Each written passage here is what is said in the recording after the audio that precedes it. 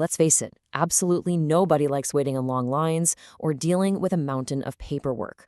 Welcome to today's Explainer, where we are going to dive straight into a real game changer for thousands of families: how to renew your Kansas SNAP benefits, the food assistance program, completely online. This program is a literal lifeline when it comes to keeping fresh groceries on the table, and today we're going to show you exactly how to lock in those uninterrupted benefits from the comfort of your own living room. So why make the switch to doing this digitally? Well, for years, the gold standard was paper renewals. And you know the drill with that: driving to the local office, sitting in a waiting room for what feels like forever, dealing with delayed mail, and just the overall stress of wondering, hey, did my paperwork actually make it to my caseworker's desk?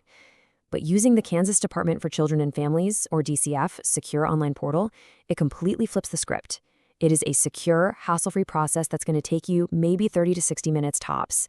By taking this online, you are really taking total, immediate control of your household's nutritional future. Here is our quick roadmap for today. We're going to cover 4 things: preparation, navigating the DCF portal, completing the actual renewal form, and finally, what to expect next. Let's jump right into Section 1, preparation. To really understand the process, think of your SNAP benefits on a timeline. Most households are approved or certified for a 12-month stretch. Now, right at that 6-month mark, you're going to have to submit an interim report. That's really just a quick check-in to confirm your living situation hasn't drastically changed. But the big one is the 12-month mark. The DCF will send you a notice of expiration, usually dropping in your mail about 30 days before your actual renewal deadline. If you ignore that 30-day deadline, your benefits just stop. No way around it. Now, as a quick aside, some households, like if all the adults are elderly or disabled with no earned income, you might actually be on a 24-month cycle, but the basic rule is exactly the same. Keep your eyes peeled for those notices. The secret to a stress-free online renewal is getting your ducks in a row before you even open a web browser. When that notice arrives, gather up this checklist.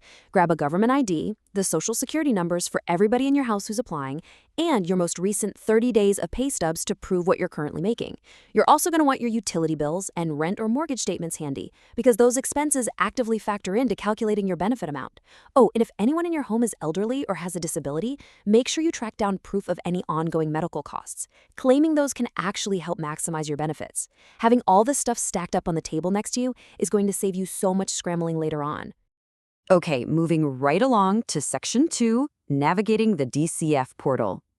First things first, you need to head over to the DCF self-service portal. You can find that at dcfapp.keys.ks.gov. To get your secure account set up, you'll start by punching in your social security number and your date of birth. Next up, the system has to prove you are who you say you are, so it's going to send you a verification code. You can choose to get this via text, phone call, or email, but pay really close attention here. You absolutely have to pick a method you can check right that second, because that code literally expires in just 10 minutes. Once you've got that punched in, you'll create your permanent username and password. Keep those somewhere super safe. Now, here's a spot where people tend to get a little tripped up. Just creating your account, that's not the whole shebang.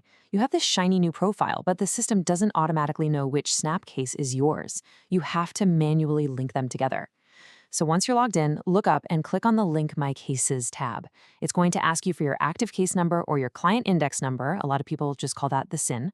Type that in, provide a quick electronic signature, and off it goes to an eligibility worker.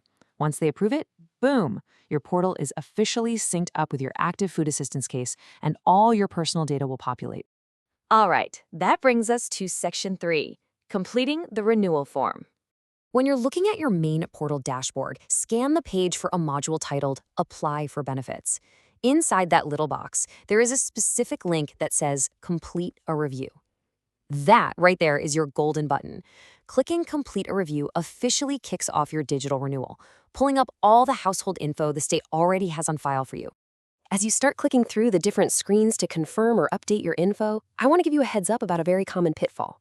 The form has these mandatory screening questions about your work situation, usually marked as questions 2A and 2B or 11A and 11B.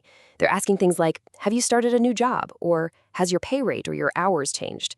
If you click yes on any of these, the system automatically triggers a hard requirement for you to upload those 30 days of pay stubs we gathered earlier. If you say no, the system just keeps your budgeted income the same. Unless, of course, the state has contradictory info from the Department of Labor. Bottom line, be completely accurate and be ready to upload those stubs. After you've successfully navigated all the income and expense screens, you're going to hit the final submission page. You'll see a mandatory checkbox right there at the end that says, I have reviewed this information and it is correct. When you check that box and type out your digital signature, you are legally swearing that everything you just updated is true and accurate. After that, just go ahead and smash that Submit Application button. Which leads us perfectly into Section 4, what to expect next. Literally, the second you click Submit, the screen is going to pop up with a unique Request ID. I absolutely cannot stress this enough. Do not close the window yet. Save this number. Jot it down on a sticky note, snap a picture of it with your smartphone, or take a screenshot on your computer. This Request ID is basically your digital receipt. It is your official tracking number. If you ever have to call the DCF about where your renewal stands, this is the very first thing the person on the phone is going to ask you for. So how long are you going to be waiting? For the most part, applications are reviewed within 30 days. And just a heads up, during that 30-day window, a DCF caseworker might actually reach out to you to schedule a quick interview, usually just a phone call. It's nothing to stress over. They just want to verify some of the stuff you submitted, like your household size or those expense receipts. So definitely keep a close eye on your phone and your mailbox during this time. Now, let's address the elephant in the room, a question that definitely causes some anxiety. What happens if life just gets in the way and you completely miss the renewal deadline? First of all, don't panic. Yes, unfortunately, your benefits will stop. However, if you act super fast right after your certification period ends, the state might actually allow for a late renewal. If you submit your missing info in the month directly following your closure, they can often reinstate your case without making you start a brand new application from scratch. But obviously, hitting that initial 30-day deadline is for sure the best strategy to avoid all that headache. Let's wrap things up with some helpful tips and resources. Here is a super handy list of contacts, and honestly, you might just want to pause the explainer right now and take a screenshot. If the portal is glitching on you, like if you're locked out of your account, you want to call the DCF Help Desk at 1-877-782-7358. Got a broader question about your actual SNAP case? The main Kansas DCF hotline is 1-888-369-477. Now, if you're feeling overwhelmed and would just rather have someone help you do a screening over the phone, the Harvester's SNAP helpline is absolutely fantastic. You can reach them at 1-877-653-9522.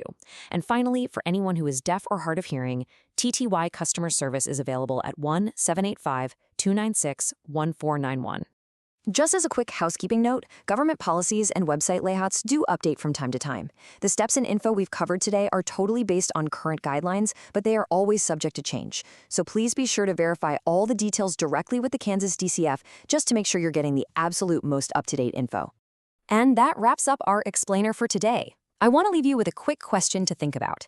With this DCF self-service portal open 24 hours a day, 7 days a week, are you ready to skip the physical line, beat the mountain of stressful paperwork, and take total control of your household's nutritional future right from the comfort of your own living room? I really hope walking through these steps today has given you the confidence to jump in and do exactly that.